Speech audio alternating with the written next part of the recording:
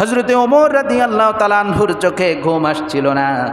ঘুরতে ঘুরতে যখন কাবার চত্বরে গেল, দেখে মুহাম্মদুর রাসূলুল্লাহ সাল্লাল্লাহু আলাইহি ওয়াসাল্লাম সুমধুর কণ্ঠে তেলাওয়াত করতেছে, আল হাক্কাতু মাল হাক্কা ওয়ামা আদরাকা মাল হাক্কা কাযযাবাত সামুদ ওয়া আদুম বিল কারিয়া। ও ভাই, বিশ্বনবীর কণ্ঠ কি আমার আপনার কণ্ঠের মতো নাকি?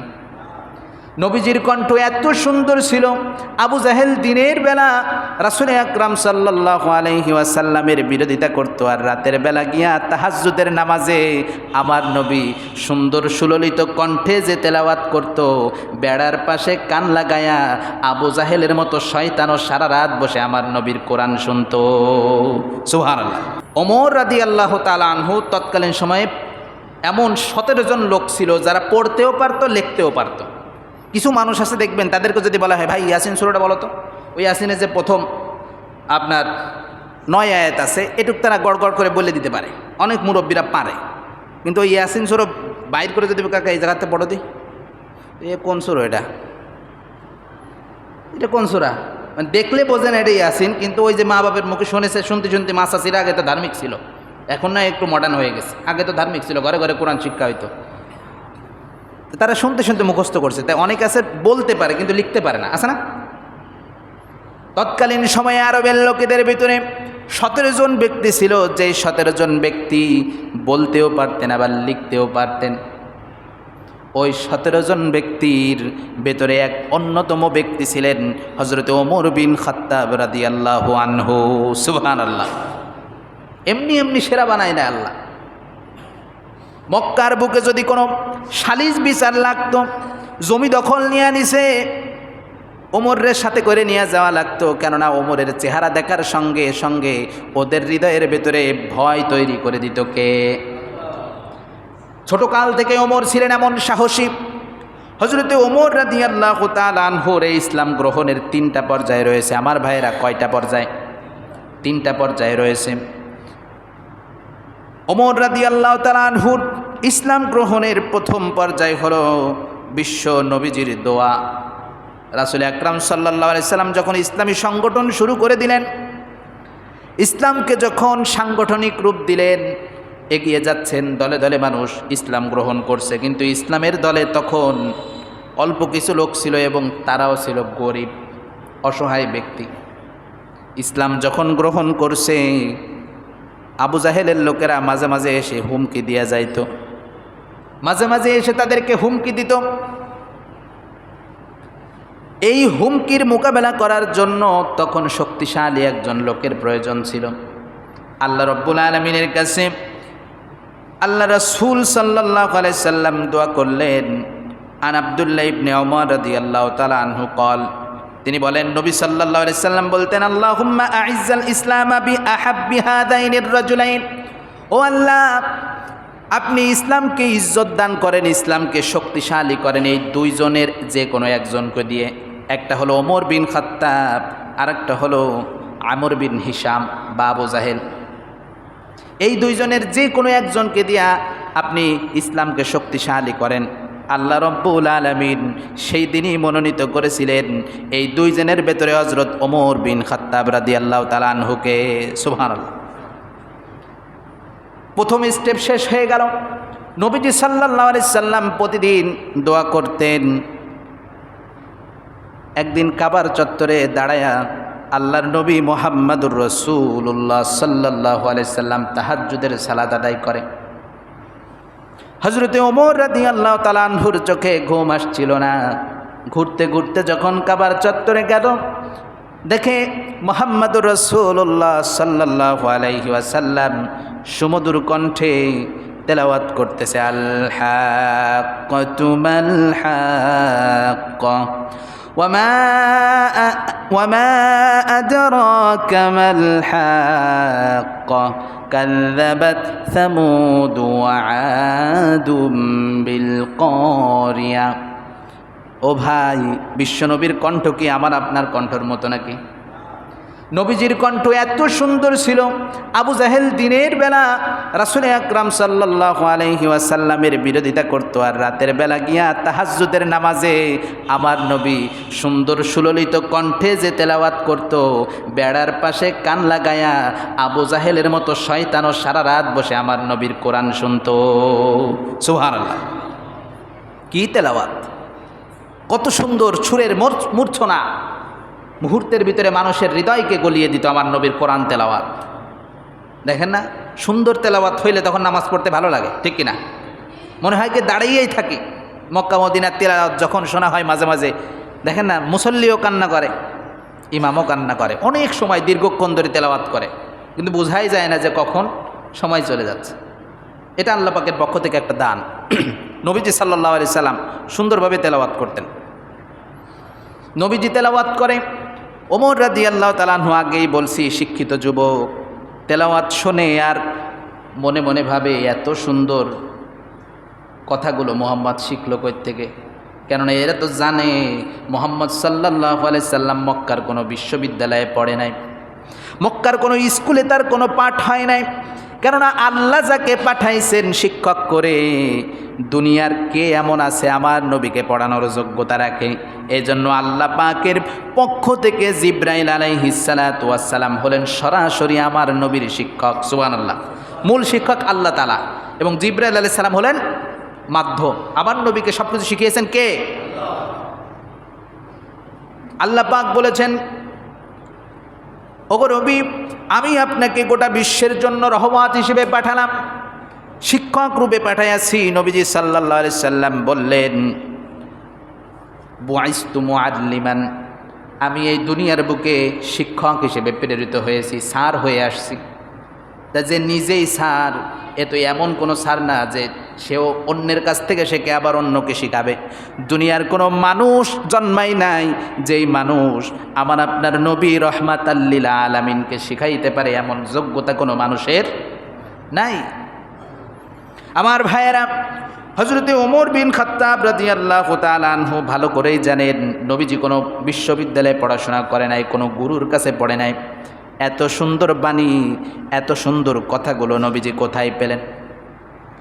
আল্লাহর নবী ওমর রাদিয়াল্লাহু তাআলা আনহু যখন শুনতেছিলেন আর বলতেছিলেন, এটা মনে হয় কোনো এটা কোথার থেকে আসলো? নবীজি সাল্লাল্লাহু আলাইহি ওয়াসাল্লাম তখন তার মুখ দিয়ে বের হয়ে গেল, ইন্নাহু লাকাউলু রাসূলিন কারীম।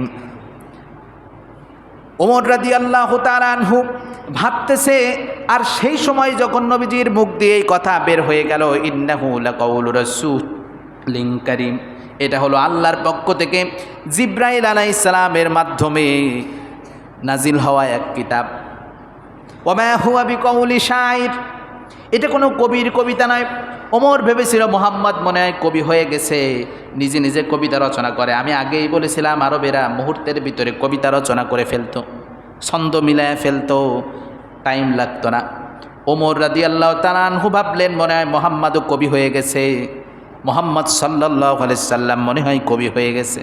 ওই সময় আল্লাহ পাক রব্বুল আলামিন রাসূলের মুখ দিয়ে নামাজের ভেতরে এই কথাটা বের করে দিলেন, ওয়ামা হুয়া বিকাউলি শাইরিন কলিলাম মা তুমিনুন, এটা কোনো কবির কবিতা নয়, খুব অল্প সংখ্যক লোক তোমরা আছো যারা এই কোরআনের উপরে ঈমান আনো।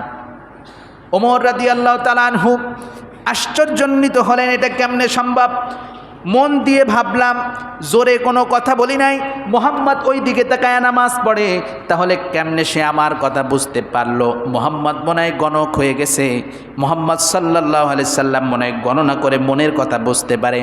ওই মুহূর্তে আল্লাহ পাক রব্বুল আলামিন নবীজির মুখ দিয়ে বের করে দিলেন, ওয়ালা বিকাউলি কাহিনি কলিলাম মা তাযাক্কারুন। আল্লাহু আকবার। নবীজির মুখ দিয়ে বের করে দিলেন, ওয়ালা বিকাউলি কাহিন, না না ওমর, এটা কোনো গণকের কথাও নয়, এটা কোনো গণকের কোনো কথাও নয়। কলিলাম মা তাযাক্কারুন, খুব অল্প সংখ্যক লোকই তোমরা এই উপদেশ গ্রহণ করো। ওমর মন দিয়ে ভাবে, কোনো গণকের কথা নয়, কবির কবিতা নয়, তাহলে এটা কি? সেই সময় আল্লাহ পাক রব্বুল আলামিন নবীজির মুখ দিয়ে বের করে দিলেন, তানজিলুম মির রব্বিল আলামিন। ওমর রাদিয়াল্লাহু তাআলা আনহু সঙ্গে সঙ্গে তিনি উত্তর পেয়ে গেলেন, তানজিলুম মির রব্বিল আলামিন, এটা হলো রব্বুল আলামিনের পক্ষ থেকে নাজিল হওয়া কিতাব, মহাগ্রন্থ আল কোরআন। আল্লাহু আকবার। সঙ্গে সঙ্গে ওমরের ভিতরে ইসলামের দ্বিতীয় নাম্বার বীজ বপন হয়ে গেল। ওমর রাদিয়াল্লাহু তাআলা আনহু সেখান থেকে চলে গেলেন। এইবার হলো একদম লাস্ট স্টেপ, যেখানে দারুন নদওয়া ছিল তৎকালীন সময়ে কাফেরদের একটা সংসদ ভবন, যেখানে বসে সব আকাম কুকামের লিস্ট হইতো। এরকম কিছু সংসদ ভবন বিভিন্ন চায়ের দোকানে থাকে না? থাকে। ওখানে বসে যত এলাকার ফাও গল্প সব হয়। আবু জাহেলের এরকম একটা সংসদ ভবন ছিল, যার নাম ছিল দারুন নদওয়া। দারুন নদওয়ার বুকে প্রস্তাব উঠল, মুহাম্মদকে তো কোনোভাবে আমরা হাতে আনতে পারি না, মুহাম্মদের হাতে হাত রেখে সবাই শুধু কালেমা পড়ে মুসলমান হয়ে যায়, ওরে মারা লাগবে। কিন্তু ওকে মারতে পারে এমন কোনো সাহসী যুবক কে আছে? কেননা মুহাম্মদ সাল্লাল্লাহু আলাইহি সাল্লামের বডিগার্ড হিসেবে থাকতেন তৎকালীন সময়ের আর এক বীর কেশরী হজরতে আমির হামজা রাদিয়াল্লাহু তাআলা আনহু। সুবহানাল্লাহ। আমির হামজা ওমরের মতো সমকালীন বীর, আমির হামজার সামনে কেউ দাঁড়াইতে পারত না। সাইয়্যিদুশ শুহাদা, শহীদদের নেতা আমির হামজা। কে মারতে পারে মুহাম্মদকে? হযরতে ওমর রাদিয়াল্লাহু তাআলা আনহু বললেন, আমার সাধ্য আছে, আমি মারবো মুহাম্মদকে। নাউজুবিল্লাহ পড়েন। কিন্তু আল্লাহ কি আল্লাহর বন্ধুরে মারতে দেবে? মারতে দেবে না। আল্লাহর নবী মুহাম্মদুর রাসূলুল্লাহ সাল্লাল্লাহু আলাইহি ওয়াসাল্লামকে যখন মারবার প্রস্তাব উঠল, নবীজি সাল্লাল্লাহু আলাইহি ওয়াসাল্লাম সব কিছুই জানেন। ওমর রাদিয়াল্লাহু তাআলা আনহু খোলা তরবারি নিয়ে যখন নবীজিকে মারার জন্য আসতেছেন, মুহূর্তের ভেতরে আল্লাহর নবীর এক সাহাবীর সঙ্গে দেখা হয়েছিল, নাম তার হযরতে নুআইম রাদিয়াল্লাহু তাআলা আনহু। এই নুআইম রাদিয়াল্লাহু তাআলা আনহু বলল, খাত্তাবের বেটা ওমর, বীর পহলান, তুমি এই খোলা তরবারি নিয়ে কোথায় যাও? মুহূর্তের ভেতরে ওমরের মুখ থেকে জবাব আসলো, মুহাম্মাদের মাথা নিতে যাই। তখন তিনি চিন্তা করলেন, এখন তো ফোনেরও যুগ না, কোনো কিছুর যুগ না, আগে তো খবরটা পাঠাইতে হবে। ওই সময় তুমি চিন্তা করলেন ওমরের মনটা অন্যদিকে ঘুরাইয়া দেওয়া যায় কিনা। তিনি বললেন, তোমার বোন ফাতেমা আর ভগ্নিপতি সাঈদ, এরা দুইজনই মুসলমান হয়েছে, আগে ওকে মারো, এরপরে যাইও মুহাম্মদের কাছে। নিজের ঘর সামলাইতে পারো না, আর এক বেটারে মারতে যাও কেন? বলে না এরকম? এইটা বলে তখন ওমরের অন্তর ঘুরাইয়া দিস। হযরতে ওমর রাদিয়াল্লাহু তাআলা আনহু নিজের বোন ফাতেমার বাড়িতে চলে গেলেন। বোনের দরজায় গিয়া তিনি ঠক ঠক করে আওয়াজ করলেন, বুঝতে পারলেন যে কেউ একজন আসছে। ওই ঘরের ভিতরে ছিল ওমরের বোন ফাতেমা, আরেকজন ছিল তার হাজব্যান্ড সাঈদ, আর তার শিক্ষক হিসেবে ছিলেন হযরতে খাব্বাব ইবনুল আরত রাদিয়াল্লাহু তাআলা আনহু। এই সাহাবীগুলো ছিলেন। ওমরের গলা শুনে খাব্বাব অন্য রুমে যে পলাইছে, আর তারা যে সূরা পড়তেছিলেন এটা তারা সেরে রেখে এরপরে দরজা খুলছে। দরজা খোলার পরেই কথা না শুনে আগে মায়ের শুরু। প্রচণ্ড পরিমাণে প্রহার করলেন। বোনের মুখটা যখন তিনি রক্তাক্ত দেখলেন, তখন তার হৃদয়ের ভিতরে মায়া জাগলো, আর বলল, বোন কিছু বলবো না, তুমি শুধু বলো তুমি কি পড়তেছিলে। বাইরে থেকে আমি শুনতেছিলাম, অনেক ভালো লাগতেছিল, একটু জিকির করি, লা ইলাহা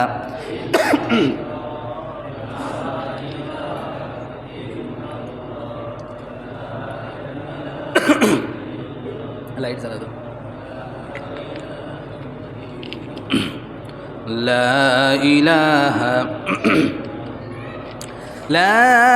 ইলাহা ইল্লাল্লাহু মুহাম্মাদুর রাসূলুল্লাহ সাল্লাল্লাহু।